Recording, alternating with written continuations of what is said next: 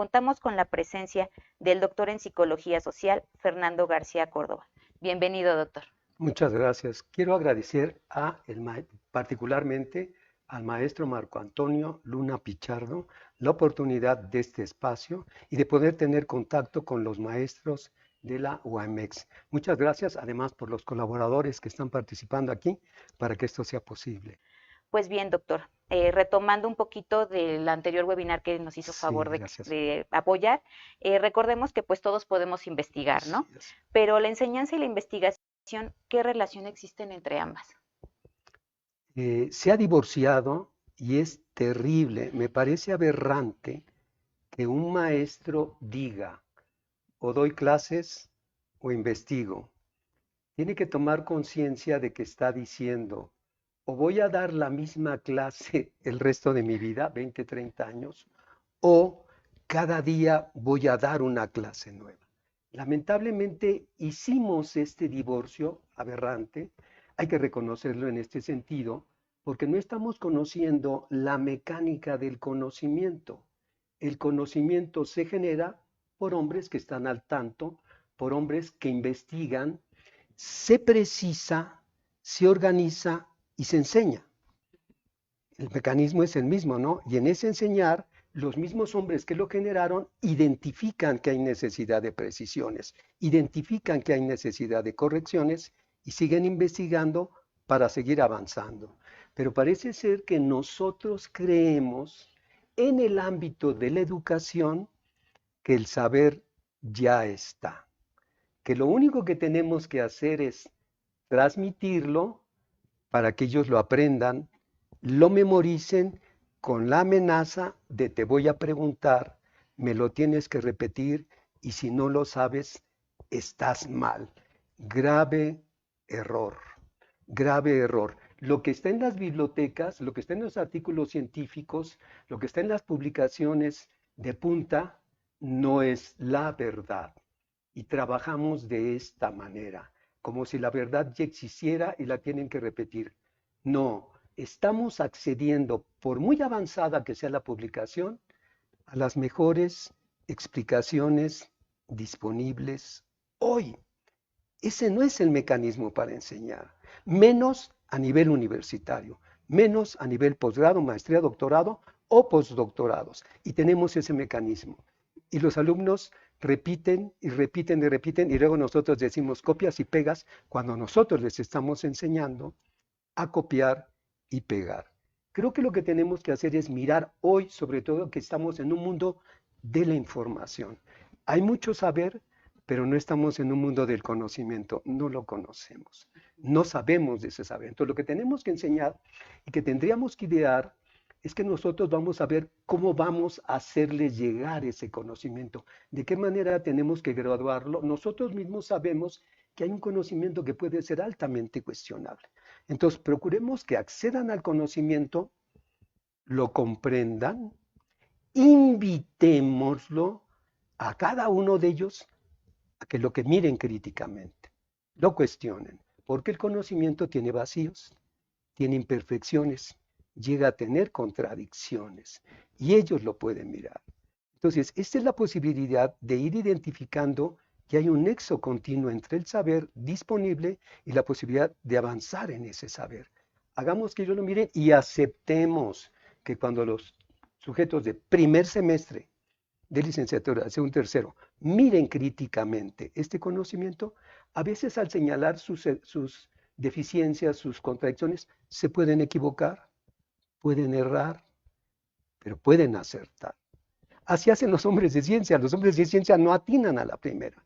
Nuestros alumnos pueden hacer este tipo de cosas. Entonces el mecanismo es que accedan, que lo comprendan, que lo miren críticamente y que señalen los errores. Desde el primer semestre estamos diciéndole, tú puedes señalar que hay un error y puedes ser tú el que lo corrija. Un gran hombre, Santiago Ramón y Cajal, escribe que cuando alguien está en desacuerdo con lo que está escrito, se está equiparando como igual. Eso es lo que tenemos que hacer con nuestros alumnos para estimular la posibilidad de que crezcan. Ok, doctor. Entonces, pues ya vimos que sí debemos de vincular este proceso de enseñanza, pero entonces, ¿cómo podemos hacer esta vinculación para que sea correcta? Lo primero que tenemos que hacer, yo les digo a mis alumnos, tomen aire, suéltenlo con calma porque viene una bomba. Tenemos que reconocer los docentes que si tenemos licenciatura, si tenemos maestría, si tenemos doctorado, si tenemos varias maestrías, varios doctorados, postdoctorados, publicaciones, artículos, reconocimientos SNI, tenemos que aceptar que no lo sabemos todo. Y de repente tenemos ese chip en la cabeza.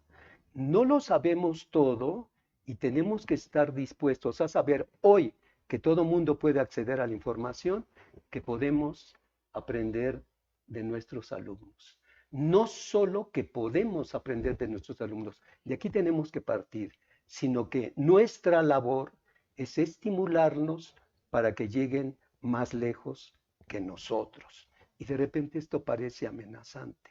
Si nosotros no estamos trabajando para que nuestros alumnos lleguen más lejos que nosotros, somos un fracaso rotundo. ¿Me explico? Y no, lo hacemos al revés. Les decimos, lee esto, apréndetelo de memoria. Yo te lo dije, yo te lo enseñé. Y los enseñamos a idolatrar.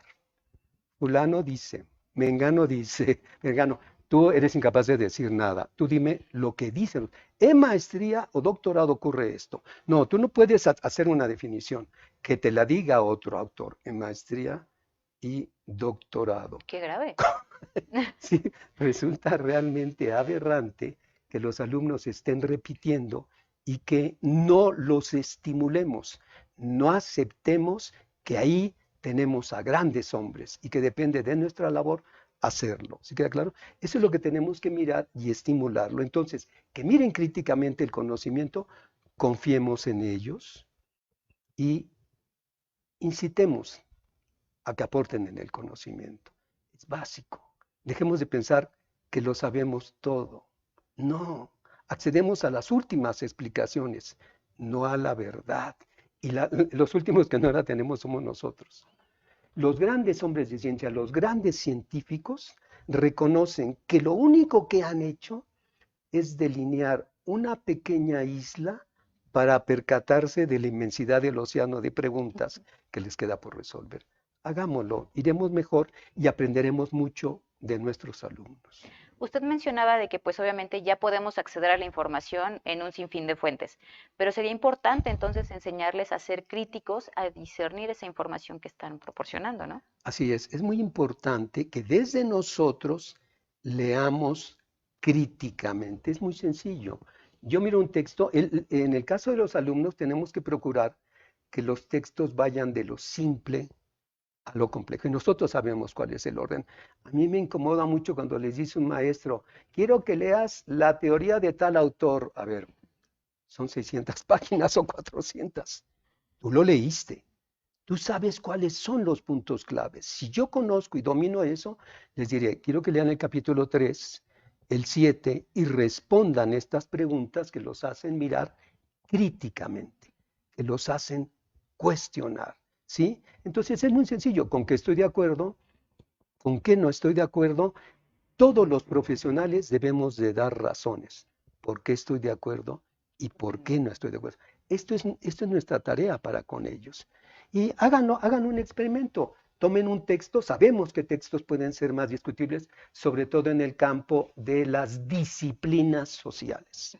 Podemos tomar textos, dárselos a los alumnos, háganlo, digan, quiero que en 3 clases, 5 días, una semana, lo lean, con qué están de acuerdo, con qué no están de acuerdo, siéntense en el salón de clase por equipos de 3, discutan lo que acaban de leer, discutan los acuerdos y desacuerdos y vamos a una plenaria. Entonces uno que ha confiado durante 10, 15 años sobre un libro, se levanta un chamaco de 18, 19 años y dice, oiga, el otro día leímos esto y aquí nos están diciendo esto, me parece que hay un error.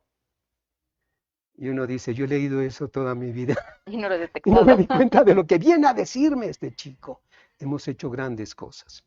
Hemos hecho grandes cosas cuando ellos miran críticamente el conocimiento. Lo otro es al revés. Cuando les decimos, repítelo, estás bien, repítelo, estás bien, repítelo, estás bien, llegamos al último, en la tesis, repítelo, está bien, les vendamos los ojos y les decimos, ya lo sabes todo, puedes salir al mundo. Y lo creen. en licenciatura, en maestría y en doctorado. Creo que tenemos que tomar conciencia de eso. No, No y vamos bien. aparte es bibliografía pues un poquito ya atrasada, Sí, sí, entonces ya sí. no se adapta a nuestro siglo o a nuestros tiempos. Además, no acabamos de entender que un planteamiento teórico, una explicación, es una lectura de una diminuta parcela de la realidad. Si alguien estudia la personalidad, si alguien estudia la planeación, si alguien estudia la enseñanza, es lo que desde su perspectiva está leyendo e intentando hacerse de una complejidad que es la realidad. La realidad es inasible. El sujeto logró una lectura afortunada, pero no es la verdad. También cosas muy importantes, hay que entender que la mayoría del conocimiento está estructurado entre conceptos, descripciones, explicaciones y teorías y un poco más de elementos. Eso es una teoría, sí, pero está en un plano teórico y yo en muchas materias lo tengo que llevar a un discurso operativo ejecutable. Tengo que inferir de una explicación de un experto desde su perspectiva cómo proceder con la realidad. Eso no es tan sencillo, no es suficiente memorizarlo, sino tengo que lograr inferir principios operativos. Un ejemplo que ha dado dolores de cabeza actualmente en el ámbito de la educación es el constructivismo. El maravilloso constructivismo explica cómo hay diferentes maneras de hacerse el conocimiento. Sí, pero ahora lo tenemos que articular con la nueva escuela mexicana a proyectos. Ujú. Y ni siquiera sabemos estructurar un proyecto, porque un proyecto se puede guiar por una pregunta, pero no es lo mismo preguntarse qué es el constructivismo, que implicará ir a revisar la bibliografía para acordar o no con los teóricos. ¿Cómo lograr aprendizaje significativo entre los alumnos? Veamos, la primera pregunta es convergente, ¿qué es el constructivismo? Y será un poco fácil lograr el consenso entre varios teóricos y mi críticos. Pero ¿cómo diseñar una práctica educativa que logre el aprendizaje significativo? La pregunta es divergente. Hay muchas posibles respuestas correctas. Y el sujeto tiene que partir de la teoría, del conocimiento de esa realidad para idear un cómo hacer, para incidir en una realidad. Cosa que ya no tiene solo una respuesta, como nos han hecho Ujú. creer en la universidad, que es muy costoso hacernos creer que hay respuestas correctas. Ahorita no sabe por qué, pero el sujeto tiene que hacer gala de toda su creatividad y su imaginación y de conocimiento de la realidad. Mientras más sepa quiénes son esos maestros, cuáles son los contenidos, cuáles son los alumnos, cuál es su lógica, cuál es su medio, cuáles son sus necesidades, cuáles son sus preocupaciones, cuáles son sus expectativas, será más hábil que yo idee cómo hacer un proyecto para aprovechar eso y que ellos desarrollen el conocimiento. Pero como estamos en el modelo universitario de una respuesta correcta, creemos que hay que lograr la respuesta correcta.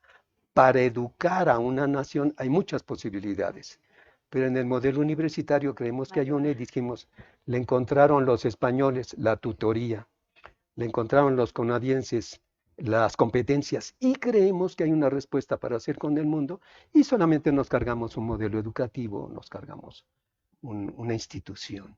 Tenemos que identificar que hay muchos tipos de conocimientos, hablaremos de lo ecológico, de los Ujú. conocimientos, de las diferencias, pero que la finalidad fundamental es ir al conocimiento, no para repetirlo ni acreditar exámenes, sino para actuar con precisión, con pericia, con expertise en una realidad y lograr lo deseado. Ok, doctor. Entonces, ¿qué nos podría recomendar usted para que este proceso pues sea realmente efectivo y qué debemos de evitar? Lo que tenemos que evitar nosotros fundamentalmente para que este proceso es el creer que tenemos la verdad. Partiendo desde ahí. Sí, sí, sí, nosotros tenemos que evitar que tenemos la verdad y una versión errada y simplista de la metodología de la investigación. Parece ser que cualquiera puede estimular a ser investigadores que articulen la enseñanza con el aprendizaje, porque si ya hiciste un artículo, ya puedes enseñar investigación. Ya si es un artículo, pues ya dirigiste una tesis, ya puedes dirigir 20 tesis. Ya hiciste un proyecto de investigación, ya le puedes enseñar a todos. La lectura simplista de la metodología de la investigación tiene un alto costo, ¿sí? Porque se cree que el método son pasos necesarios. Hay un libro, no voy a dar nombres, muy privilegiado, muy conocido en el ámbito universitario, que es para tesis de maestría y doctorado. Tiene tremendas deficiencias. Señalaré dos muy básicas. Uno, es para hacer tesis y en todo el libro nunca dice que es una tesis. Es para hacer tesis. Garrafal. Y entonces digo, Aristóteles dirá, si quiero que un alumno me traiga un triángulo, le tengo que decir que es un triángulo. Triángulo, sino como Este un quiere que hagan rectángulo. una tesis, pero nunca dice ni en la portada lo que es una tesis. En la portada pone metodología de la investigación. Aquí vamos a ver un error más fuerte en el campo de la metodología. La metodología de la investigación nunca explicará en todo libro qué es metodología de la investigación. La metodología de la investigación es importante que identifiquemos que tiene dos grandes ámbitos, estrechamente vinculado con el investigar. Cuando yo investigo, el primer momento es hacerme del conocimiento. A este lo voy a llamar el trabajo de la metodología procedimental. ¿Cómo hacer para hacerme del conocimiento? Es eminentemente procedimental. ¿Cuáles las maneras para hacerme el conocimiento? Ya que tengo el conocimiento, tengo la metodología formal de cómo comunicar ese conocimiento. Cómo es un artículo, qué es un ensayo, qué es una reseña, qué es una tesis. Son dos ámbitos, uno en el procedimental para conocer y otro en el ámbito de la comunicación. El investigador tiene que procurar dominar estos dos ámbitos. El procedimental es eminentemente flexible y infinito. Hay muchas maneras de hacerse del conocimiento. ¿Sí queda claro? Es el más complejo y es el más difícil de evaluar, porque los tres grandes momentos que tengo que identificar es que el sujeto plantee la pregunta, que hay todo un proceder a través de un diagnóstico, a través de acceder a la realidad o a través de problematizar. Y hay muchos otros procederes para plantear la pregunta y analizar la pregunta. Es el primer momento. El segundo, que siempre está subestimado por la ignorancia, es cómo hacer para darle respuesta a esa pregunta. Si la pregunta es, ¿qué es la ecología del conocimiento? Hay una dirección, pero si la pregunta es, ¿qué entienden por metodología del conocimiento? ¿Cómo hago para que aprendan la metodología del conocimiento? Son diferentes preguntas que requieren diferentes procederes y todo el mundo le dirá, plantea la hipótesis, elabora el marco teórico, haz tu cuestionario y aplícalo. Cuando las preguntas exigen diferentes Otro procederes, proceso. ¿no? Eso es investigar y de ahí se encarga la metodología procedimental. La metodología formal se va a encargar de comunicar el conocimiento. Si la otra es eminentemente flexible, esta es completamente rígida. ¿Quieres un artículo? Tienen que ser 5.000 caracteres, cuando mucho. Tiene que tener título, palabras clave, resumen, introducción, materiales y métodos, resultados y discusión, y la referencia se tiene que hacer. Y si yo la quiero poner en una revista, es eminentemente rígido. Sí. Es que yo tengo, yo es que es de 6.000 palabras, aquí no entras. Es que No. no le quiero poner resumen, pues aquí no entras. ¿Sí? Entonces, este proceder es el que hace que se subsuma lo procedimental a este proceder y creen que lo procedimental también es rígido y que todos tenemos que plantear hipótesis con variable independiente y dependiente, una gran aberración. Que todos tenemos que hacer marco teórico, una gran aberración. Que todos tenemos una gran aberración porque hemos confundido lo procedimental con lo formal. Es muy costoso. Es tan costoso y la ignorancia es tan costosa que idolatramos el APA. Es Sí, que el que APA, es que los formato. dos puntitos, a ver, les voy a decir algo claramente, directamente. El APA no agrega un gramo de cientificidad al trabajo. El APA no agrega un gramo de veracidad al trabajo. El APA no agrega un gramo de certeza al trabajo. Es completamente aberrante. Es algo que puede ocuparse un buen corrector de estilo. Le digo, mire, este es con APA, este es con Chicago, este es con Vancouver. No debe de ser la preocupación del alumno. La preocupación del sujeto es cómo organizo lo que ahora sé para con la mayor precisión comunicarlo con claridad y con certeza, no me importa el APA. Lo formal es tan aberrante haber idolatrado lo formal que escuchamos con gran frecuencia y encontramos en documentos de instituciones de alto nivel que dicen literal, la bibliografía tiene que ser de 5 años a la fecha. Es una de las frases de mayor ignorancia que podemos escuchar. Voy a hacer unas metáforas. Cuando se quema la biblioteca de Alejandría, tenía más de 17,000 volúmenes. ¿Cuánto conocimiento se perdió? ¿Cuánto saber? Los mongoles toman Bagdad y toda la biblioteca la tiran al río. Se pintó el río de negro. ¿Cuánto se perdió? Lamentablemente, Bagdad, cuando se toma Irak, la población saquea la biblioteca de Bagdad. En México, cuando vienen los españoles y vienen los curas, se quemaron muchas cosas, pero uno que está bien documentado es que se queman 20 códices de la cultura maya. Los mayas lloraban, mayas se suicidaron por la pérdida de conocimiento. Hoy somos más civilizados. Nadie va a quemar ni tirar al agua una biblioteca. Lo único que tenemos que hacer es desde la comodidad de nuestro escritorio decir, los libros, las citas tienen que ser de 5 años a la fecha. Y desaparecemos cientos de bibliotecas sin mirar. Yo los invito a que manden un alumno para que pregunte en la biblioteca cuántos libros son de 5 años a la fecha. ¿Cuántos libros 10 años a la fecha? ¿Qué estamos diciendo?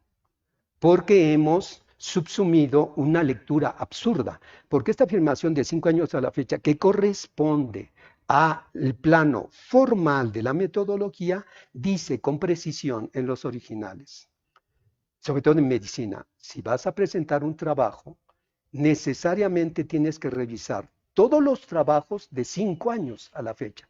No está diciendo solo va a aparecer en la bibliografía los trabajos de inglés.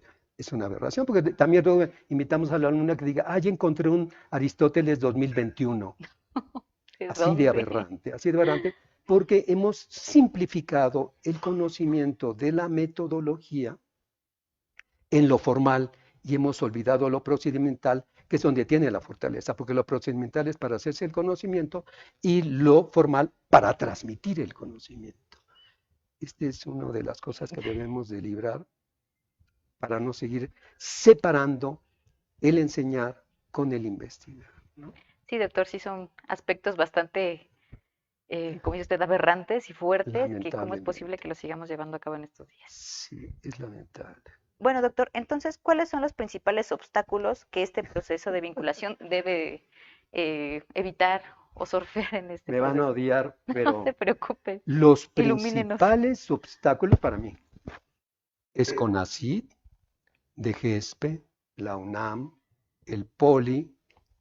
No digo este nombre porque me van a decir que no me van a invitar, porque son los primeros que dicen a diestra y siniestra, si quieres investigar, tienes que tener doctorado. Si no tienes doctorado, no puedes ser. Bueno, aceptaremos unos maestros. Lo aberrante y el costoso de esta afirmación, que se contradice a todas luces, porque ni todos los investigadores, ni todos los profesionales que tienen maestría o doctorado investigan, ni siquiera saben investigar, y por el otro lado, hay grandes investigadores que no tienen maestría o doctorado, pero como no tienen maestría, no puedes publicar, ni puedes andar. Tengo yo 2 alumnos desde licenciatura que tienen artículos publicados en una revista de UPIXA del IPN. Si ustedes ponen UPIXA, ponen David Urrutia, el otro es Pedro, que habla sobre el experimento de David Urrutia, sobre investigar, publicaron en revistas para docentes. Hoy estoy trabajando con un brillante alumno de la UAMX, Abner, horror, no me acordaré de los apellidos, discúlpame Abner, ya llevamos con el doctor Gustavo Abel Guerrero Rodríguez y Abner 3 artículos publicados, y Abner tiene 18, 19 años, y él es el que hace la talacha, él es el que hace el trabajo de buscar los libros, de buscar nuestra información, de codificar. pero como no tiene maestría, No, no pues no. debería de andar haciendo esas cosas. Ajá. ¿Sí queda claro? Ese es uno de los grandes errores. Otro de los grandes errores es creer que si hiciste un artículo, ya lo he dicho, una tesis, si hiciste un proyecto, ya puedes enseñar a los otros. Tenemos un error en este sentido. Y hay una afirmación que se repite una vez y otra vez y otra vez. A investigar se aprende investigando, sí. A investigar aprendes a investigar un cierto modo de investigación, Ujú. porque hay mucho. Entonces, si tú eres químico y haces una investigación, eso no quiere decir que puedas hacer las investigaciones y asesorar de todos. El joven es educador, aquel es sociólogo, este es antropólogo y tú le dices cómo lo va a hacer, preocupado por la forma, Ajá. preocupado por la ortografía, la redacción, el APA, los cuadritos, las citas, el pie de página, ¿no? Eso es muy costoso. Otra de las grandes obstáculos que tenemos para mí en el campo de la educación es que los seminarios no existen.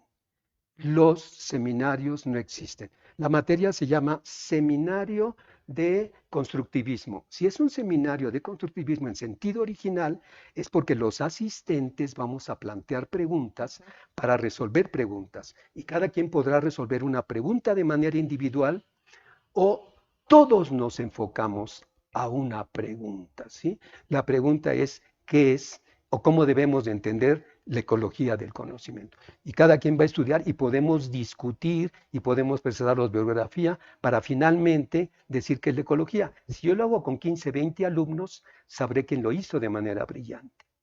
Sabía quién estuvo copiando a quién. ¿Sí? Sabía Sí.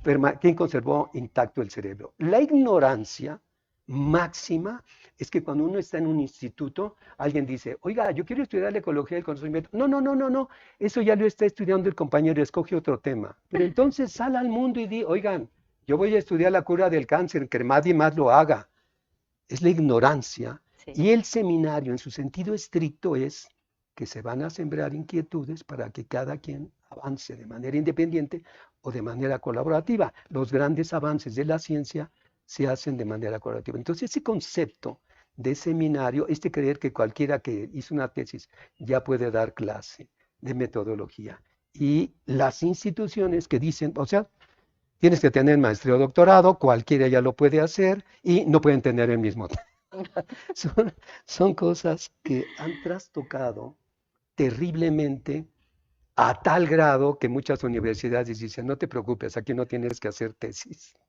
Diciendo, ni investigamos, ni enseñamos a investigar, porque no se necesita. Y está el conocimiento. Pero ¿y cómo lo duplicas a tu población? ¿Cómo haces crecer ese conocimiento? No, no lo hacen crecer. Ya Llevamos se quedó. años con libros de más de 5 años a la fecha dando las mismas clases. Es lamentable, pero en nuestras manos está mirar de otra manera la educación. Sí, la verdad que sí, y aparte también se corre al menos creo que el error de hacer los proyectos de investigación a criterio y gusto del revisor, no del autor, no desde tus necesidades de investigación, y si ya no concuerdas con sus ideales, ya no es investigar. Interesante, interesante. La práctica de la investigación, en particular cuando hace con tesis, el pobre tesista, y por eso tenemos esos masacotes, la culpa no es del tesista. Con nuestro colaborador Abner y el doctor Gustavo, estamos haciendo un artículo, hicimos un primero, hicimos el segundo. El primero, sabiamente, el doctor Gustavo lo tituló Los renglones torcidos de la tesis, porque revisamos 28 libros para hacer tesis. Y los 28 libros están preocupados por el plano formal, cómo escribir una tesis. Están en el plano de la comunicación y en el plano de la generación del conocimiento. ¿Queda claro?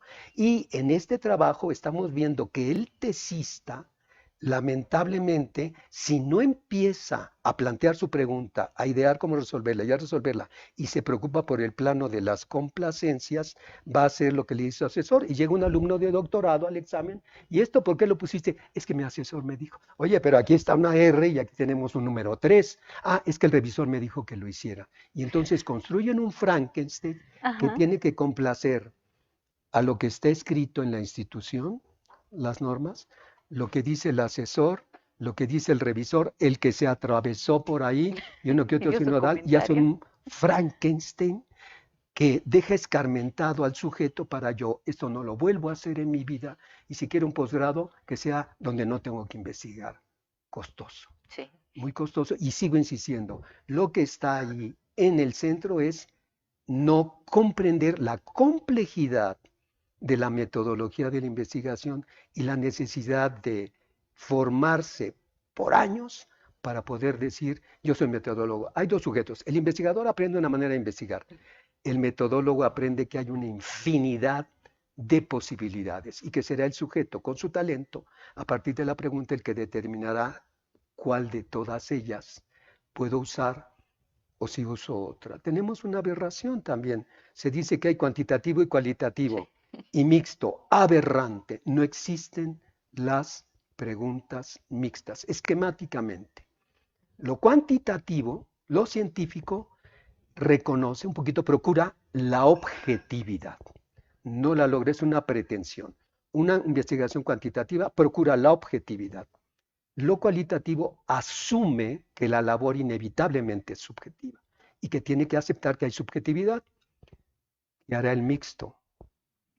Hoy soy objetivo, ahorita soy subjetivo. Hoy soy mínimo, hay más particularidades que demuestran lo aberrante de creer que se puede hacer subjetivo y objetivo al mismo tiempo. Ujú. Esto lo planteé hace muchos años y me dijeron en un centro de investigaciones del Politécnico donde trabajaba Fernando, prende la computadora y pon mixtos, y hay revistas, y hay centros, y hay institutos, y le dije, muy bien, ahora pon hadas, y también hay hadas, y también hay gnomos, y eso no quiere decir que existan. Existan. Aberrante. No hay investigaciones mixtas, hay tecnológicas, hay materialismo histórico, hay dialécticas, pero la ignorancia cree que solo hay cuantitativo y Y cualitativo. cualitativo.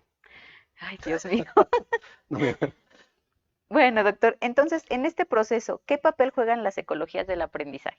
Me parece muy atractivo el percatarnos que ahora vamos a tener muchísimos recursos a partir de los cuales el sujeto puede acceder al Ujú. conocimiento.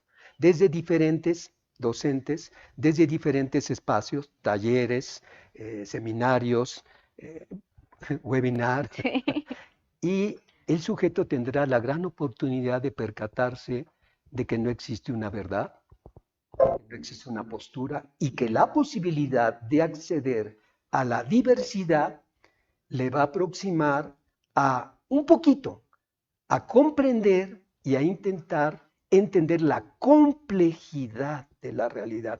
La realidad es eminentemente más compleja de lo que grandes hombres, de que grandes cerebros privilegiados nos han permitido acceder. ¿Sí queda claro? Sí. Entonces, en este sentido, afortunadamente el alumno no tendrá solo un punto de vista, podrá acceder a muchos puntos de vista para reconocer que hay muchas lecturas, para reconocer que este primer intento de conocer la realidad ha sido a través de seccionarla, física, química, biología, ingeniería, administración, pero que en realidad para aproximarnos debemos de procurar una lectura más holística que nos permita lecturas más ecológicas, más complejas de todo lo que estamos viendo. Me parece bien que vayamos apuntando por ahí y que inevitablemente invita a mirar críticamente y a construir a través de la investigación nuestras lecturas, apoyados en no digo que no le hagamos caso, pero miremos críticamente y apoyado en el conocimiento disponible, cada quien será capaz de comprender que él puede hacer su lectura, que puede estar equivocada, que necesitará precisiones, pero empezaremos a crecer y empezaremos a aportar, porque tenemos mucho que aportar los mexicanos y dejar de depender de los otros en el conocimiento. Me agrada ese planteamiento. Gracias, Muchas doctor. Pero gracias. entonces igual volvemos a que la base es ser el crítico, cambiar nuestro pensamiento y atrevernos a criticar lo que ya está hecho. El enorme Descartes. En la época de Descartes, casi no se parecía a esto. A Descartes le decían, las cosas son este, verdad por lógica o por dogma, lo dice la autoridad, Ajá, lo dice la iglesia, lo dice, me parece que seguimos con que lo con lo dice mismo. Chomsky, lo dice Piaget, lo dice Habermas, y te aguantas. Descartes, en este mundo de reflexiones, en esta lectura que hace de su realidad, plantea el discurso del método. Ujú. Lo maravilloso es que nadie recuerda o no le hacen caso al subtítulo. Para bien conducir la razón y encontrar la verdad en la ciencia. El subtítulo es precioso. ¿Cómo voy a usar mi cabeza para lograr acceder al conocimiento? Y entonces a partir de eso hace toda una serie de enumeraciones, 4 o 5 pasos, y el primero, que es importante para todos, es: no tomaré por cierto nada que no supiese con evidencia que lo es. Es precioso. Sí, Es precioso y es lo que tenemos que hacer nosotros, realmente estar convencidos de que lo que está por una razón teórica o por razones empíricas o hasta por razones normativas es cierto y no por la firma del autor, que es como nos han enseñado y que es muy costoso. sí, doctor. Pues bueno, si nos pudiera ya ir compartiendo sus conclusiones para ir cerrando este webinar. Tenemos mucho que hacer, pero creo que va a partir de esa recomendación que se nos hace a todos los que escribimos. Ser humildes, Sí, saber que no lo sabemos todo y que nuestros alumnos tienen mucho que enseñarnos y que depende de nosotros estimularlos para que miren críticamente, no señalen nuestros errores, pero sobre todo para aceptar sus equívocos, aceptar sus errores y no perder de vista que ellos van a lograr más avances superiores a los de nosotros. Estoy seguro que muchos lo van a hacer, pero en gran medida depende de de nosotros. nosotros mismos. Excelente, doctor. Pues Muchas gracias. muchísimas gracias. Encantado. Nuevamente, pues damos gracias al doctor Fernando García Córdoba por esta importante y formativa charla. Y pues igual les recordamos a nuestra querida audiencia que en DIDEPA seguimos todavía trabajando nuestro programa 2023, en el que en estos meses todavía encontrarán programas de capacitación para que puedan inscribirse y formar parte de ellos. Y dentro de muy poco también les vamos a compartir nuestro programa 2024, donde encontrarán temas de este tipo de investigación y también donde ya comprometimos al doctor Con a que mucho nos gusto. pueda impartir un taller Con mucho. próximamente también referente al área de investigación para que por favor estén al pendiente tanto de la página de DIDEPA como de sus espacios académicos donde estará publicándose esta oferta educativa. Pues doctor, nuevamente muchas gracias. Como siempre es Ustedes, un gusto muchas. y un placer estar con usted. Encantado. Cualquier pregunta, bienvenida, y si no, después me la mandan por el chat y con gusto la contesto. Claro que sí. Muchas gracias. Muchas gracias, doctor. Pues Gracias. recordemos que DIDEPA es formación, DIDEPA es capacitación. Patria, ciencia y trabajo. Hasta la próxima.